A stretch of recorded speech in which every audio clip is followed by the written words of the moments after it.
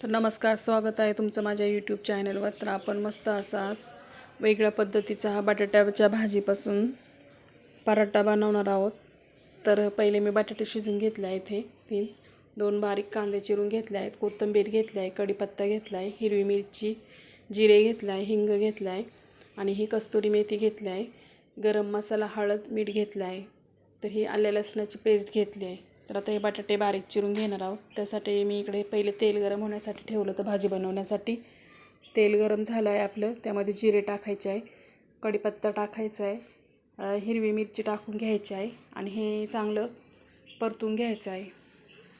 हे हलवून चांगलं एकजीव करून घ्यायचं आहे, जळणार नाही त्यासाठी हे हलवायचं आहे सारखं। आणि आता हे चांगलं हलवून परतून झालं का एकजीव करून थोडंसं गरम झालं की आपण जो बारीक चिरलेला कांदा आहे, बारीक चिरून 2 कांदे बारीक चिरून घेतले होते मी यासाठी भाजीसाठी। आपण कांदा हा एकदम बारीक चिरायचा आहे, तो टाकून पुन्हा एकदा हलवून घेतला आहे आणि हिंग टाकायचं आहे थोडंसं यामध्ये। कांदा साईडला करून मध्ये तेल गरम असतं त्यामध्ये हिंग टाकून घ्यायचं आहे। सुरुवातीला हिंग टाकल्यानंतर तो लगेच करपला जातो, त्यामुळे मी नंतर हा हिंग टाकला आहे।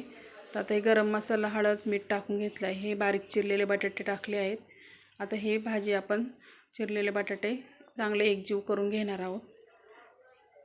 बटाटे बारीक बारीक चिरून घ्यायचे आहेत भाजी बनवण्यासाठी आपण ही, आणि हे चांगले एकजीव करून घ्यायचं आहे। आता यामध्ये एकजीव करून झाला आहे, जी कस्तुरी मेथी घेतली आहे ती कस्तुरी मेथी ती यामध्ये कुस्करून टाकणार आहे बारीक करून। पुन्हा ही एकदा हे भाजी वर खाली करून पुन्हा एकदा एकजीव करून हलवून घ्यायची आहे।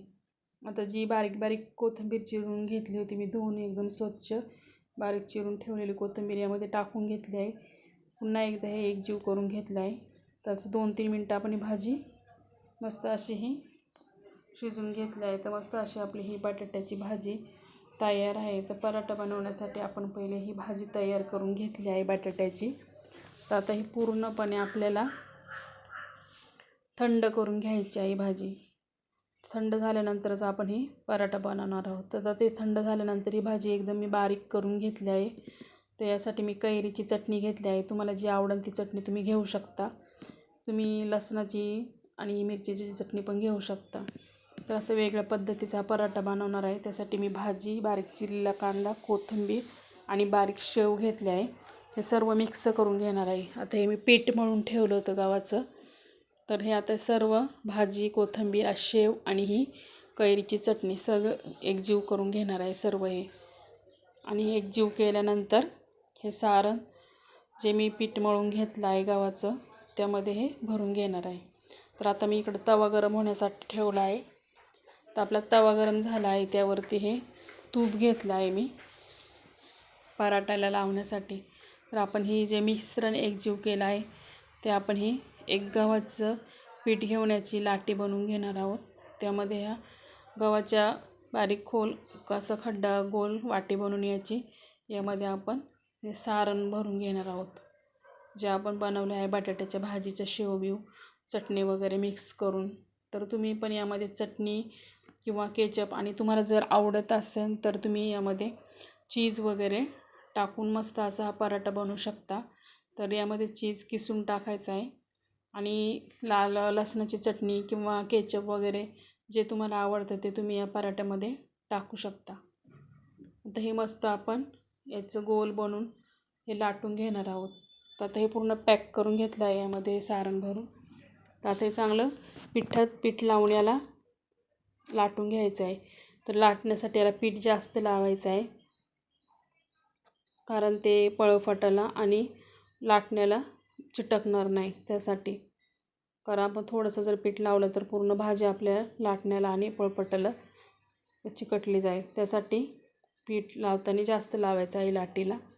तर मस्त असा आपण हा गोल पराठा लाटून घेतला आहे। जास्त पातळ करायचं नाही, थोडासा जाडसर असा हा ठेवायचा आहे। तर आपला तवा पण गरम झालेला आहे। तर आपण तवा गरम झाला आहे त्यावरती आपण जे तूप घेतलं होतं ते तूप यासाठी पराठ्यासाठी टाकून घ्यायचं आहे। आता तूप टाकल्यानंतर आपण जो पराठा लाटलेला तो यावर टाकलेला आहे। आता याला मस्त आपण एकदम कमी गॅसवरती चांगला भाजून घ्यायचा आहे दोन्ही बाजूने। तर लगेच याला मस्त असा आपला हा कमी गॅसवरती हा पराठा चांगला एक बाजूने आपण भाजून घेतला. आता आपण हे दुसऱ्या बाजूने पलटी करून भाजून घ्यायचा आहे. जास्त फास्ट गॅसवरती भाजायचा नाही, कारण हा करपला जाईल. त्यामुळे एकदम कमी गॅसवरती मस्त भाजून घ्यायचं आहे. पुन्हा एकदा तूप लावून घ्यायचं आहे. आणि प्लीज चॅनलवर जर नवीन असाल तर चॅनलला सबस्क्राईब करा. जर अजून कोणी सबस्क्राईब केलं नसेल तर सबस्क्राईब करा, लाईक करा आणि व्हिडिओ जास्तीत जास्त शेअर करा. आणि असेच माझे व्हिडिओ पाहत राहा. तर मस्त असा नवीन वेगळ्या पद्धतीचा शेव वापरून आणि चटणी वापरून बनवलेला मस्त असा बटाट्याचा पराठा आपला तयार आहे. तर व्हिडिओ पाहिल्याबद्दल धन्यवाद.